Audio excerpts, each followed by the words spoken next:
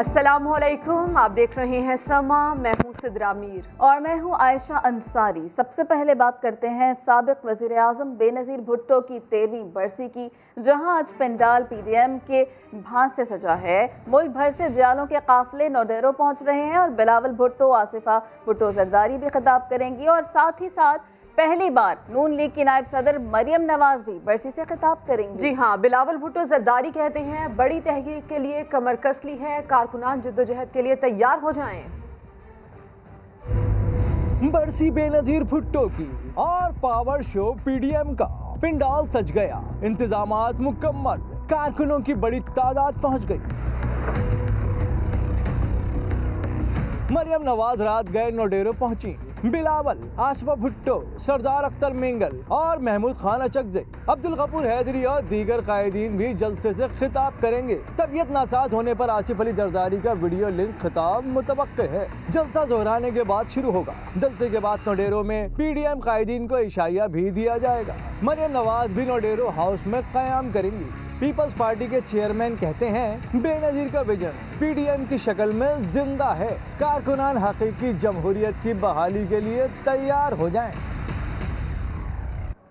साबिक वज़ीर आज़म शहीद बेनज़ीर भुट्टो की 13वीं बरसी आज मनाई जा रही है। पीपल्स पार्टी की जानिब से गड़ी खुदा बख्श में जलसे के इंतजामात मुकम्मल कर लिए गए हैं। मजीद जानते हैं नवीद लाड़क हमारे साथ मौजूद हैं, जलसा गाह में वो इस वक्त हैं। नवीद लाड़क बताएगा कि जलसा गाह में क्या क्या इंतजामात किए गए हैं और क्या सूरत हाल देख रहे हैं आप वहाँ पर। जी बिल्कुल, गड़ी खुदाबख्श भुट्टो में शहीद बेनज़ीर भुट्टो की 13वीं बरसी के हवाले से पीपल्स पार्टी की जानिब से जो तमाम तरह इंतजाम हैं मुकम्मल कर लिए गए हैं। पंडाल जो है और स्टेज जो है वो सज गया है। कारकुनान दूर दराज इलाकों से बल्कि मुल्क भर से जो इनकी आमद का सिलसिला जारी है। कारकुनान की बड़ी तादाद जिसमें मर्द और ख़वातीन यहाँ पर मौजूद हैं। स्टेज से जो है वो पार्टी तरानों की गूंज हमें सुनाई दे रही है, जिस पर जो है वो पार्टी के कारकुनान जियाले जो हैं वो रक्स कर रहे हैं, मज़ारात पर हाज़िरी दे रहे हैं। शहीद मोहतरमा बेनज़ीर भुट्टो और दीगर शोधा की मज़ारात पर अकीदत के फूल निछावर किए जा रहे हैं। बताया ये जा रहा है कि दोपहर 2 बजे के बाद जो है वो जलसे की बाज़ाब्ता तौर पर शुरुआत होगी। पीपल्स पार्टी के चेयरमैन बिलावल भुट्टो जरदारी और उसके सिवा PDM की जो क़यादत है जिसमें मरियम नवाज, सरदार अख्तर मेंगल, महमूद खान अचकज़ई और दीगर जो रहनुमा है वो खिताब करेंगे। बल्कि बताया जा रहा है कि वो 5 बजे जो है वो यहाँ जलसेगाह में स्टेज पर पहुँचेंगे बिलावल भुट्टो जरदारी के हमरा और वहाँ पर जो है वो खिताब करेंगे। तकरीबन 7 से 8 बजे तक वक्त बताया जा रहा है कि जलसा जो है वो जारी रहेगा। इस वक्त कारकुनान में जोश व खरोश है। सिक्योरिटी की अगर बात की जाए तो सिक्योरिटी के फुल प्रूफ इंतजाम हमें नज़र आ रहे हैं। 7000 पुलिस एहलकार जो सिंध भर से यहाँ तैनात किए गए थे वो ड्यूटी पर मौजूद हैं। बम डिस्पोजल स्क्वाड और दीगर जो इंटेलिजेंस एजेंसियाँ हैं उनके एहलकार यहाँ पर मौजूद हैं जो बार बार सिक्योरिटी का जायज़ा लेते हुए नज़र आ रहे हैं। जी ठीक है, बहुत शुक्रिया, आप इससे मुताल्लिक़ हमें बता रहे थे। बेनज़ीर भुट्टो की बरसी में शिरकत के लिए आने वाली मरियम नवाज समेत लीगी वफ़द के लिए नौडेरो हाउस में नाश्ते की टेबल सजा दी गई है।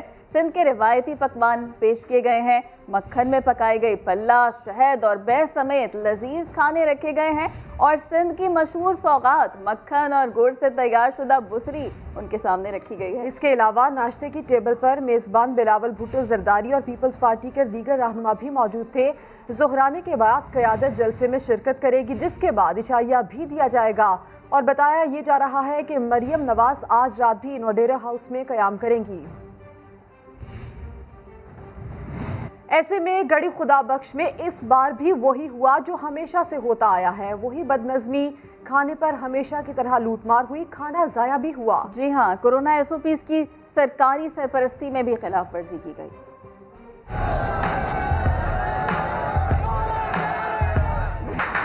जियालो टूट पड़ो।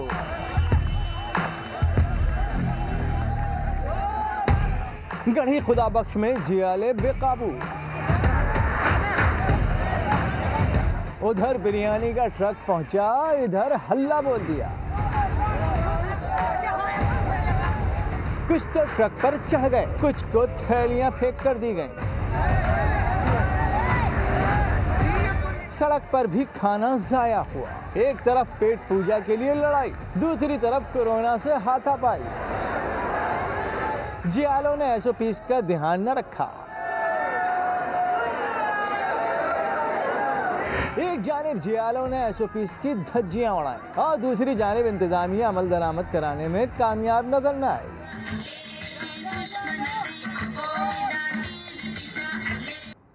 अब बात करते हैं साबिक वजीर आजम बेनजीर भुट्टो की शहादत को 13 साल बीत गए। केस ताहाल मंतकी अंजाम तक ना पहुंच सका। मुलजिमान के खिलाफ पीपल्स पार्टी और FIA की अपीलें लाहौर हाईकोर्ट रावलपिंडी बेंच में जेर समात हैं। सदाकत अली रिपोर्ट करेंगे। 22 दिसंबर पीपल्स पार्टी वालों के लिए यौम सिया। 2007 में इसी दिन रावलपिंडी में पाकिस्तान की पहली खातून वजीर आजम को शहीद कर दिया गया था। जालों के लिए अपनी महबूब कायद की जुदाई का दुख ही कम न था। इस पर 13 साल गुजरने के बावजूद जिम्मेदारों का तयन न होने से जख्म नासूर बन गया। इंसदादे दहशतगर्दी की खुसूसी अदालत ने 31 अगस्त 2017 को फैसला सुनाया। परवेज मुशर्रफ इश्तिहारी करार पाए। 5 मुलजमान को अदम सबूत पर बरी कर दिया गया। साबिक DIG सऊद अजीज और SP खुर्रम शहजाद को 17 साल कैद और 10 लाख रुपए जुर्माने की सजा हुई। FIA और आसिफ अली जरदारी की फैसले के खिलाफ Lahore high court Rawalpindi bench में 3 अपीलें जेर समात हैं। पीपल्स पार्टी की कानूनी टीम पुरुम्मीद के कातिल बच नहीं पाएंगे। एक्विटल के खिलाफ भी हमने अपील लगाई है उनके, और एनहांसमेंट जिनको पनिशमेंट हुई है उनकी एनहांसमेंट के लिए भी अपील वो पेंडिंग है हाई कोर्ट में। बाकी परवेज़ मुशर्रफ साहब की हद तक की बात है, उनकी भी अटेंडेंस प्रोक्योर होनी चाहिए। कानूनी माहिरीन कहते हैं नाक़िस तफ्तीश ने हाई प्रोफाइल केस को कमजोर बना दिया। नहीं आज दिन तक प्रॉपर तरीके से उसको इन्वेस्टिगेट किया गया, वरना उस पर कोई जुडिशल कमीशन जो है वो तश्कील दिया जाता, जो कि एक प्रॉपर जो है इन्वेस्टिगेशन करने के बाद इस नतीजे पे पहुंचता और जो रियल कल्प्रिट थे उनकी निशानदेही करता। केस में इश्तिहारी परवेज मुशर्रफ की वतन वापसी का ताहाल कोई इम्कान नजर नहीं आता, जबकि दोनों पुलिस अफसरान की सजा के खिलाफ अपीलें भी जेर समात हैं।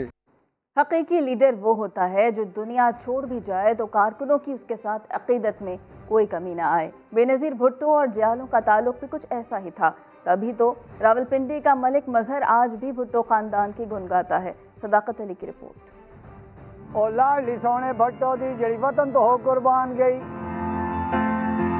एक हाथ में पार्टी परचम, दूसरे में बीबी की जाय शहादत पर निछावर करने के लिए फूल। रावलपिंडी का मलिक मजहर हुसैन जब भी बेनज़ीर की जाय शहादत पर हाजिरी के लिए आता है। 27 दिसंबर 2007 का खूनी मंजर यादों के पर्दे पर आकर इसे बेख्तियार रुलाता है। ओ शेर दलेर दी धीरानी इस कौम दी खैरा मंगदी रही, बीबी दे वर्कर वेख लमी ओदे कम नू लेके वदन के भुट्टो दे नारे। पीपल्स पार्टी से मोहब्बत जाले कारकुन की घुट्टी में शामिल थी। कहता है इस रिश्ते की वजह भुट्टो खानदान की अजीम कुर्बानियां हैं। जब से मैंने होश संभाला पीपल्स पार्टी में ही था। एटमी पावर बनाया पाकिस्तान को कायदे-ए-आम शहीद ज़ुल्फ़िकार अली भुट्टो ने, और उसके बाद उनकी बेटी शहीद मोहतरमा बेनज़ीर भुट्टो ने अपने बाबा का जो मिशन लेके निकली थी। भुट्टो की भी कुर्बानियाँ इस पाकिस्तान के लिए किसी से कम नहीं। बेनज़ीर की जाय शहादत पर उनके दर्जात की बुलंदी के लिए दुआ भी मलिक मजहर का मामूल है। भुट्टो खानदान की मोहब्बत से लबरेज जालों के दिल आज भी इसी नारे के साथ धड़क रहे हैं, जिंदा है भुट्टो जिंदा है। कैमरामैन ज़ुल्फ़िकार अली के साथ सदाकत अली, समा, रावलपिंडी। क्यों निकाला की बाज़गश, तफसील बताएंगे थोड़ी देर बाद।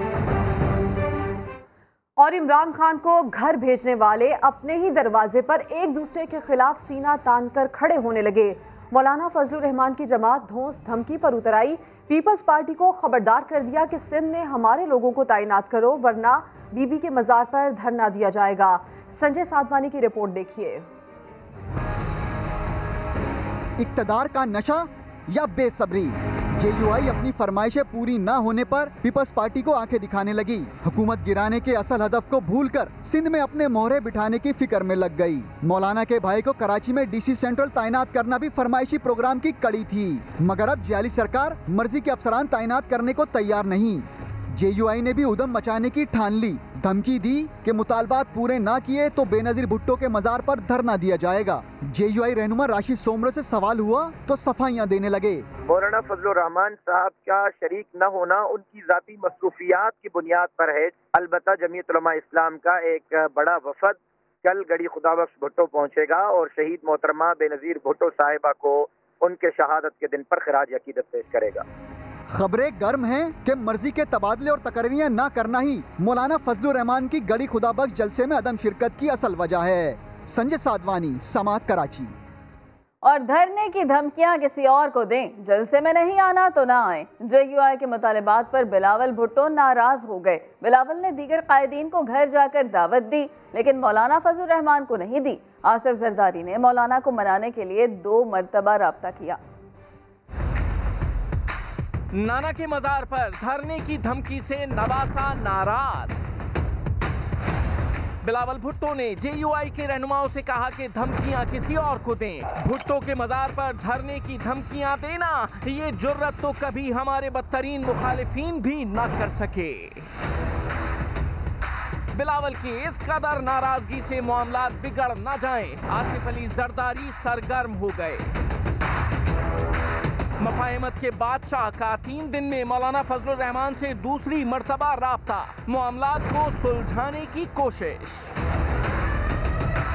बिलावल का मौलाना और उनकी जमात से ये कोई नया टाकरा नहीं है। इससे कबल मौलाना और बिलावल के ताल्लुकात में दरार की खबरें उस वक्त गर्म हुई जब बिलावल ने लाड़काना में बीबी की बरसी के ताज़ियती जलसे में शिरकत के लिए PDM इत्तेहाद के सरबराहान को घर घर जाकर शिरकत की दावत दी।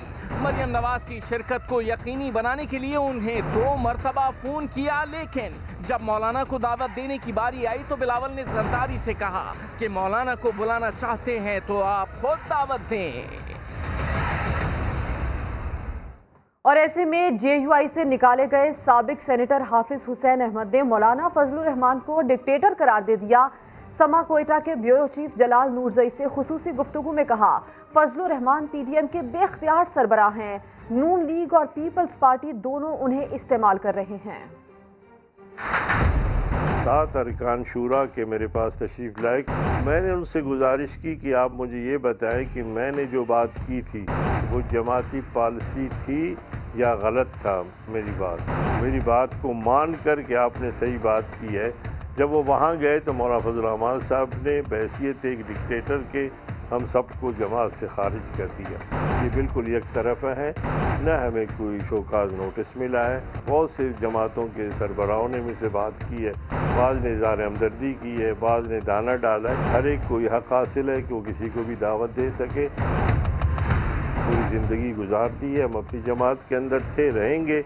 मौलाना फजलुर रहमान साहब पार्टियों को अपनी जागीर समझते हैं, तो उन्होंने शेरानी साहब को ये बात बता दी थी, जब मैं और आप नहीं होंगे तो आपका बेटा और मेरा बेटा पार्टी चलाएंगे। शेरानी साहब ने इसका इनकार किया।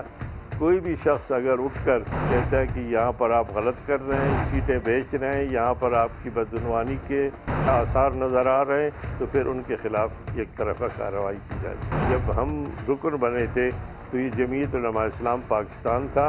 मौलाना फजलुर रहमान साहब जो ही इसमें आए तो उन्होंने बड़ी होशियारी के साथ इसके साथ फे लगा दिया। आज़ादी मार्च में 13 दिन बैठने के बाद जमात से पूछे बगैर मौलाना फजलुर रहमान साहब ने इस्टेब्लिशमेंट के पास जाकर उन्हीं जर्नलों से जाकर बात की और आज़ादी मार्च को ख़त्म कराया। मौलाना साहब को ये सब्ज़ बाग़ दिखाकर आगे कर चुके हैं। उनको इख्तियार मौजूद नहीं है, सब एक पेज पे नहीं है। वो अपने मफादात के हवाले से ही फैसले करते हैं।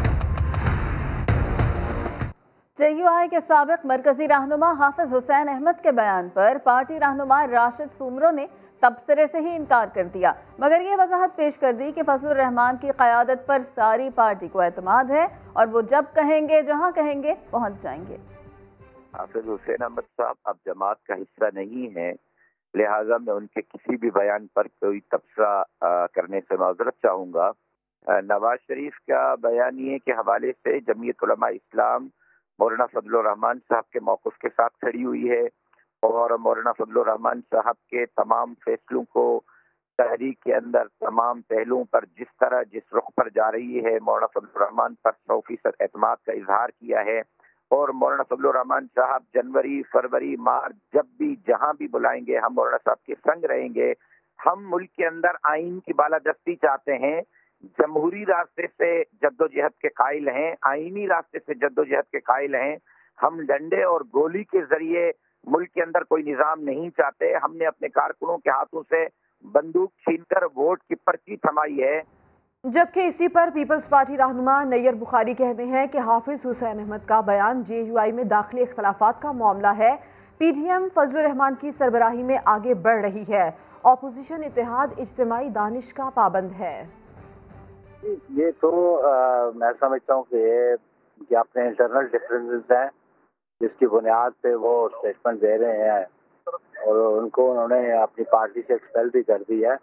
लेकिन पाकिस्तान पीपल्स पार्टी कंपोनेंट है उसकी पीडीएम की, और मौलाना साहब जो ना कंसेंसस से पीडीएम के सरबराह हैं और तमाम पार्टियां कलेक्टिव विजडम के लोग हैं, और जो कलेक्टिव विजडम है उसकी बुनियाद पे हम काम करते हैं। हमें क्यों निकाला? जमीयत उलमा इस्लाम से निकाले गए 4 अरकान ने फजलुर रहमान के खिलाफ सफ बंदी शुरू कर दी। मौलाना शेरानी और हाफिज हुसैन ने मुस्तकबिल की प्लानिंग के लिए मंगल को अहम इजलास बुला लिया है। जुल्करनैन इकबाल की रिपोर्ट देखिए।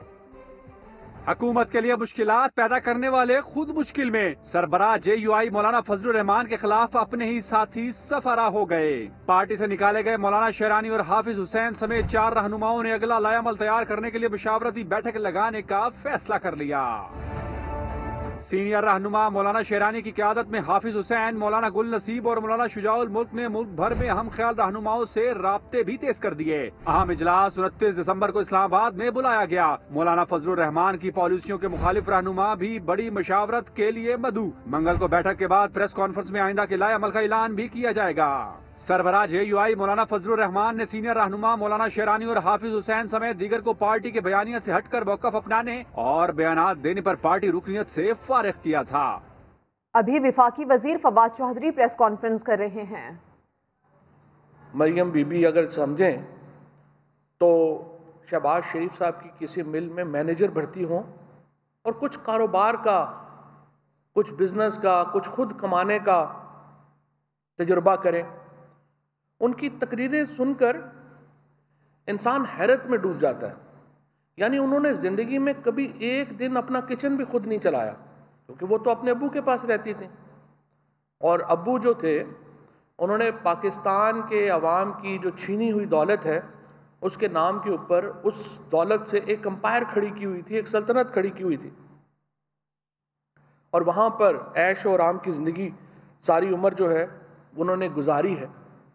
अब उनकी ख्वाहिशें और उनकी जुर्रत देखें कि वो एक ऐसे रीजन में जिसकी सबसे ज़्यादा शायद पेचीदा रीजन है जनूबी एशिया का, ये रीजन जहाँ पे ममलिकत पाकिस्तान है और एक न्यूक्लियर मुल्क है, वो इसकी वज़ीर आज़म बनना चाहती हैं बग़ैर एक दिन कहीं कोई काम किए, सिर्फ इसलिए कि अब्बू ने फ़ोन करके कह दिया कि आज से बेटा मैं तो बाहर हूँ और मैं पिज़्ज़ा वगैरह खा रहा हूँ, तो आज से आप जो है वो मेरी सियासत संभालेंगे। ये इससे ज़्यादा बदकिस्मती की बात है। रात को मैं देख रहा था मरियम बीबी की प्रेस कॉन्फ्रेंस, जो वो प्रेस टॉक कर रही थी। अब मिफ्ता इस्माइल जो भी है वो एक PhD इकनॉमिक्स का बहुत पढ़ा लिखा आदमी है और बहुत कामयाब कारोबारी शख्सियत भी है। वो बेचारा बॉक्सर के तौर के ऊपर मरियम नवाज के पीछे खड़ा था। शाहिद खाकान अब्बासी जैसा आदमी, वो जब मरियम बीबी दरवाजे से निकलती हैं तो हाथ बांध के बाहर खड़े होते हैं। हमें ये क्या मुल्क है, ये क्या पार्टी है, कि ये क्या निज़ाम है कि जहाँ पर मरियम ये नवाज शरीफ और बिलावल साहब को ये हक पहुँच जाता है कि वो बग़ैर एक दिन कहीं कोई नौकरी किए वो पाकिस्तान के वज़ीर आज़म बनने के लिए अपना रिज्यूमा भर रहे हैं, और वो उसकी वफाकी वज़ीर फवाद चौधरी लाहौर में प्रेस कॉन्फ्रेंस कर रहे हैं। और अब बात करेंगे इस्तीफों के चैलेंज की। तो सखर में खिताब करते हुए मरियम नवाज ने स्पीकर को खुला चैलेंज दे दिया। वो कहती हैं कि नून लीग के 2 अरकान के इस्तीफे किसी ने शरारत से स्पीकर को भेजे, भले ही ऐसा गलती से हुआ, मगर स्पीकर को कहती हूँ कि बुलाएं उन अरकान को। इसके अलावा ये भी कहा कि इस्तीफे कबूल किए जाए। हमारे 2 अरकान के इस्तीफे किसी ने शरारत से स्पीकर के पास भेज दिए। एक सज्जाद अवान साहब का इस्तीफा है और दूसरा मुर्तजा जावेद अब्बासी का। दोनों मुस्लिम लीग नून के शेर हैं, भले ही वो शरारत से किसी ने इस्तीफे वहां भेज दिए हो, चाहे गलती से इस्तीफे चले गए, लेकिन मैं कहती हूँ स्पीकर को कि बुलाओ उन दोनों अरकान को और करो उनके इस्तीफे कबूल। मैं इन दोनों को भी ये कहती हूँ, स्पीकर आपको कहे कि आओ और इस्तीफों की तस्दीक करो तो कहना ये पड़े तुम्हारे इस्तीफे, करो कबूल इनको। इस्तीफे क्या, हमारे अरकान और हम सब वोट की इज्जत की खातिर अपनी जान भी देंगे। मरियम नवाज ने तो कह दिया कि इस्तीफे स्पीकर को भेजना शरारत है। स्पीकर तक जिनका इस्तीफा पहुंचा उनमें लीगी रहनुमा मुर्तजा जावेद अब्बासी भी शामिल हैं। समा ने मुर्तजा जावेद से गुफ्तगू की तो उन्होंने कहा कि इस्तीफे जाली हैं। स्पीकर से इंक्वायरी करने की भी अपील की है, मगर मरियम नवाज ने पेश होकर इस्तीफे देने का कहा है, तो इस पर अमल करेंगे। नहीं, ये तो जैनी हम अपने देंगे। ये तो इसको हमने लिख दिया था ना, स्पीकर को कह दिया कि फेक है, इसकी इंक्वायरी कराओ एफआईए से और ब्रीच ऑफ प्रिविलेज मूव करो। तो लीडरशिप कहेंगी तो हम जाके जनाब अपने असली देंगे, कबूल करें, इसीलिए तो देंगे ना।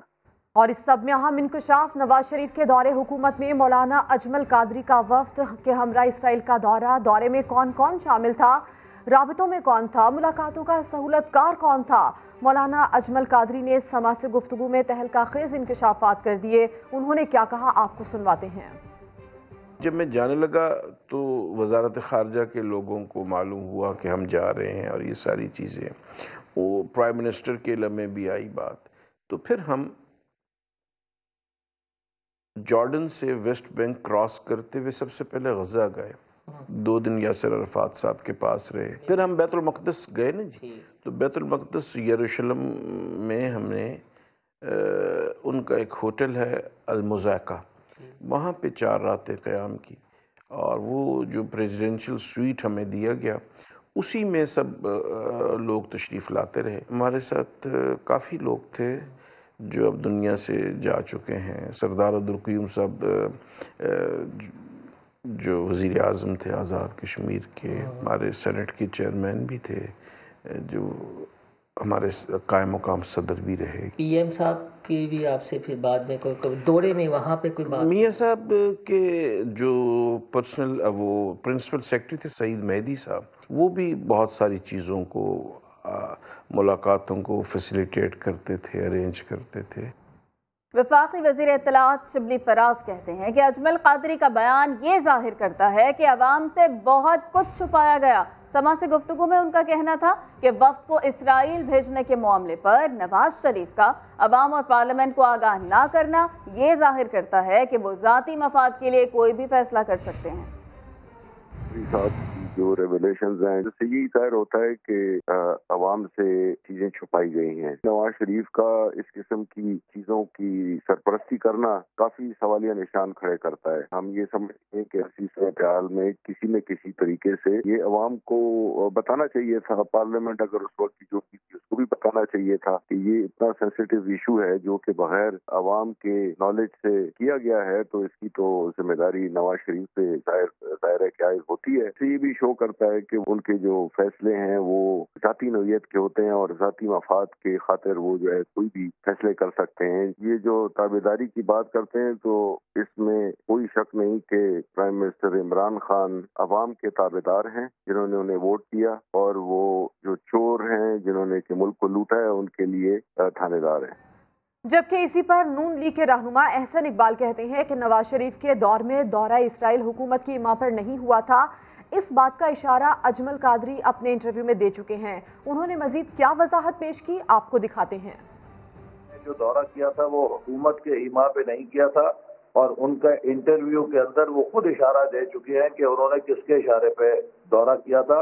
उनके दौरे का मुस्लिम लीग नून की हुकूमत से कोई ताल्लुक नहीं था। दौरे की नवाज शरीफ साहब के तर्जुमान भरपूर तस्दीद कर चुके हैं, और अजमल कादरी साहब खुद अपने इंटरव्यू में बता चुके हैं कि उन्होंने ये दौरा किसके कहने पे किया था। देखिए, हमारा मौक़िफ़ बहुत वाज़ेह है। जब तक फ़लस्तीन तस्लीम नहीं होगा, फ़लस्तीन की रियासत का मसला हल नहीं होगा, फ़लस्तीन के अवाम के हकूक़ उन्हें नहीं मिलेंगे, पाकिस्तान इसराइल को तस्लीम नहीं कर सकता। Welcome back. आपको बताएं कि अरबों डॉलर के ड्रोन्स मार्केट में लाने की तैयारियां जारी हैं। पाकिस्तान की पहली ड्रोन पॉलिसी के अहम निकात सामने आ चुके हैं। ड्रोन के इस्तेमाल की इजाजत के लिए अथॉरिटी बनाई जाएगी। इसी से मुताल्लिक मजीद बात करेंगे। जहीर अली हमारे साथ हैं। जहीर, बताइए पॉलिसी के अहम निकात क्या हैं? जी बिल्कुल, ये पाकिस्तान की पहली ड्रोन पॉलिसी होगी जो वजारत साइंस और टेक्नोलॉजी ने तैयार की है, और जिसके तहत जिस तरह बाकी सेक्टर्स हैं उनका एक रेगुलेटर होता है और उनकी लाइसेंसिंग का और क्वाइड ज़वाबित उनके जो फ्लाई जोन, जो नॉन फ्लाई और फ्लाई जोन हैं वो तय किए जाएंगे। इस हवाले से बाकायदा एक रेगुलेटरी अथॉरिटी बनाई जाएगी जो लाइसेंसिंग और मेड इन पाकिस्तान, सबसे पहले प्रेफरेंस उनकी होगी कि मेड इन पाकिस्तान जो ड्रोन हैं उनको प्रेफर किया जाए। फिर जो इंपोर्ट होके आते हैं उनका मियार और तरीकाकार वजह किया जाएगा। और इस वक्त जो दस्तावेज है उसके मुताबिक 8,000 से ज़ायद ड्रोन हैं जो इस वक्त पाकिस्तान में इलीगली यूज हो रहे हैं। लेकिन चूंकि दुनिया में बहुत बड़ी मार्केट है, ये अरबों डॉलर की मार्केट है, उसमें एंट्री के लिए बाकायदा लाइसेंस जब होगा तो जो आलमी मार्केट है, दुनिया की ड्रोन मार्केट है, उसमें पाकिस्तान कम्पीट कर सकेगा। और उसके तहत ये जो नया पॉलिसी दस्तावेज है उसकी चंद हफ्तों बाद बाकायदा तौर पर, और इसी की तफसील आपने हमें फराहम की। जहीर, आपका शुक्रिया। गिलगित बल्तिस्तान के इलाके मिनी मर्ग में पाक फौज का हेलीकॉप्टर गिरकर तबाह हो गया। पायलट मेजर मोहम्मद हुसैन समेत आर्मी के 4 जवान शहीद हो गए। हेलीकॉप्टर फनी खराबी के बायस हादसे का शिकार हुआ। उस्मान खान की रिपोर्ट। गिलगित बल्तिस्तान में आर्मी एविएशन के हेलीकॉप्टर को हादसा। पायलट मेजर मोहम्मद हुसैन और मुआविन पायलट मेजर अयाज हुसैन समेत 4 जवान जाम शहादत नोश कर गए। ISPR के मुताबिक हेलीकॉप्टर पाक फौज के शहीद सिपाही अब्दुल कदीर की मैयत लेकर स्कर्दू जा रहा था। मनीमर के करीब फनी खराबी हादसे का बायस बनी। अफसोसनाक हादसे में पायलट मोहम्मद हुसैन, मुआविन पायलट अयाज हुसैन, नाइक इंजमाम आलम और सिपाही मोहम्मद फारूक शहीद हुए। 33 साला मेजर अयाज का ताल्लुक कराची के इलाके मलीर, जबकि 33 साला मेजर हुसैन का ताल्लुक स्कर्दू के इलाके खफलो से था। नाइक इंजमाम आलम चकवाल और सिपाही मोहम्मद फारूक साहिवाल के रिहायशी थे। ISPR का कहना है कि सिपाही अब्दुल कदीर कमरी सेक्टर में बर्फानी तोदा गिरने से शहीद हुए थे।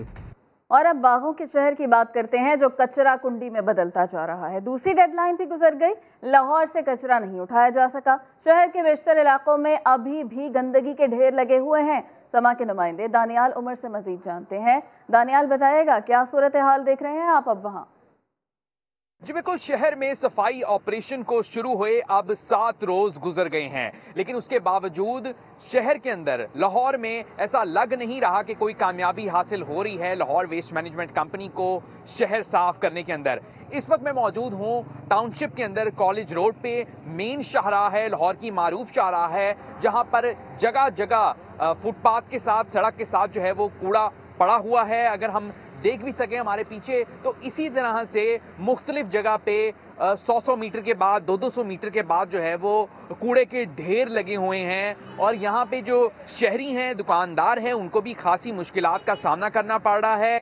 ये वो जगह है कॉलेज रोड टाउनशिप का, जहाँ पे इस सड़क के ऊपर जो है वो मुख्तलिफ रेस्टोरेंट्स भी मौजूद हैं, दुकानें भी मौजूद हैं। बड़ा कमर्शियल हब है जो कि इस इलाके का माना जाता है, लेकिन फिर भी यहाँ पे सूरत हाल अभी तक ये है। दूसरी जानिब लाहौर वेस्ट मैनेजमेंट कंपनी का कहना है कि वो अब तक 18,000 टन कूड़ा उठा चुके हैं, शहर के मुख्तलिफ इलाके साफ कर चुके हैं, लेकिन ऐसा लग नहीं रहा कि शहर के मुख्तलिफ इलाके अभी तक उन्होंने साफ किए हैं। जी दानियाल, तफसील के लिए आपका शुक्रिया। मुल्क के बालाई इलाकों में सर्दी की शिद्दत में इजाफा हो गया है। गिलगित बल्तिस्तान में दर्जा हरारत -21 हो गया।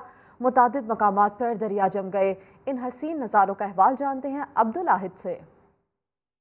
जी बिल्कुल, हम इस वक्त ज़िला गिजर की मशहूर खलती झील के ऊपर मौजूद है। मुकम्मल तौर पर ये झील इस वक्त जम चुकी है। बच्चे इस वक्त इस झील के ऊपर बर्फ़ के ऊपर खेल का मुजाहरा कर रहे हैं। फुटबॉल मैच इस वक्त बच्चे आप मेरे अगम में देख रहे हैं खेल रहे हैं। मुकम्मल तौर पर एक ग्राउंड की शक्ल इख्तियार कर चुकी है और 150 फीट ये झील गहरी है और 4 किलोमीटर के करीब ये झील लंबी है। और बच्चे खेल रहे हैं। खेल कूद में बच्चों को ये इस बर्फ़ के टूटने का कोई ख़तरा, कोई खौफ, डर नहीं है। कुछ लोग भी मुकामी हम यहाँ पर हमारे साथ मौजूद है। हम मुकामी लोगों से भी जानते हैं कि इनको डर क्यों नहीं लग रहा। बच्चों को बर्फ़ के ऊपर खेलने के लिए बच्चे घरों से आते हैं और बर्फ़ के ऊपर खेलते हैं। 150 फीट ये झील गहरी है और अगर ये झील बर्फ़ टूट जाए तो ये बिल्कुल 6-7 इंच तक ये बर्फ़ जम चुकी है। अभी फ़िलहाल टूटने का कोई ख़तरा नहीं है। बच्चे आदी हो चुके हैं यहाँ खेल खेल के, तो इनके लिए कोई मसला नहीं। यहाँ आप अपना खेल खेलते हैं और नीचे से भी टूरिस्ट आके यहाँ फोटोग्राफी वगैरह करते हैं और इंजॉय करते हैं मौसम का और बर्फ़ का। तो बस यही जी बिल्कुल, जैसा कि आपने सुना कि कह रहे हैं कि किसी का कोई खौफ नहीं है बर्फ़ के टूटने का। मुकम्मल तौर पर यह झील मुंजमद हो चुकी है। मुकामी गैर मुकामी सयाह इस सीज़न में इस झील का तरफ रुख करते हैं। गर्मियों में भी यह झील ट्रॉट मछली का एक मस्कन रहता है। इस वक्त भी फ्रीज होने के बावजूद बड़ी तादाद में ट्रॉट मछली इस झील के अंदर मौजूद है और नशोनुमा पा रही है। हुकूमत अगर टूरिज़म डिपार्टमेंट अगर थोड़ी सी इस झील की जानिब, इस खित्ते की जानिब थोड़ी सी तवज्जो दे तो इस सीज़न में मुख्तलिफ खेलों का इनेकाद इस बर्फ़ के ऊपर करवा सकती है। जी बहुत शुक्रिया अब्दुल वाहिद, आप इससे मुतालिक हमें बता रहे थे। लाहौर के मुख्तलिफ इलाकों में बारिश, सर्दी की शिद्दत में इजाफा हुआ है। मजीद जान लेते हैं समा के नुमाइंदे अब्दुल कादिर ख्वाजा से। अब्दुल कादिर, कौन कौन से इलाके हैं जहां पर बारिश हुई है और कितनी बारिश रिकॉर्ड की गई है इस दफ़ा? बिल्कुल, बागों के शहर लाहौर के मौसम की बात की जाए तो काफ़ी हद तक जो है वो सर्दी की शिद्दत पे इजाफा देखने को मिला है। आज सुबह जो है वक्फे से बारिश का सिलसिला जारी था। गुज़श्ता रोज़ भी महकमा मौसमियात की जानिब से पेश गोई की गई थी कि लाहौर के मुख्तलिफ इलाकों में बारिश का सिलसिला वक्फे से जारी रहेगा। अलबत्ता गुलबर्ग, डेविस रोड और निकलसन रोड, इसके साथ साथ निस्बत रोड, शादरा और ठोकर न्याज बेग पर जो है वो बारिश रिकॉर्ड की गई है। जौहर टाउन के कुछ इलाकों में बारिश हुई है। अलबत्ता अभी भी बारिश का सिलसिला वक्फे से जारी है और सर्दी की शिद्दत में जो है वो मज़ीद इजाफा देखने को मिल रहा है। गुज़श्ता 2-3 दिन से धुंध के बायस काफ़ी मुश्किलात पेश आ रही थी सफरी मुसाफरों को भी और बाकी दीगर शहरियों को भी, लेकिन अभी जो है वो बारिश के बाद धुंध का जो है वो स्वाद देखने को मिलेगा। लेकिन महकमा मौसमियात की जानिब से ये भी पेशगोई की गई है कि आइंदा 24 घंटों के दौरान मतला साफ रहेगा और किसी किस्म की बारिश के बायस धुंध के बादल छट गए हैं। बहुत शुक्रिया, आप इससे मुतालिक हमें बता रहे थे अब्दुल कादिर। एक ब्रेक के बाद आपसे मिलेंगे हेडलाइंस के साथ। देखते रहिए समा।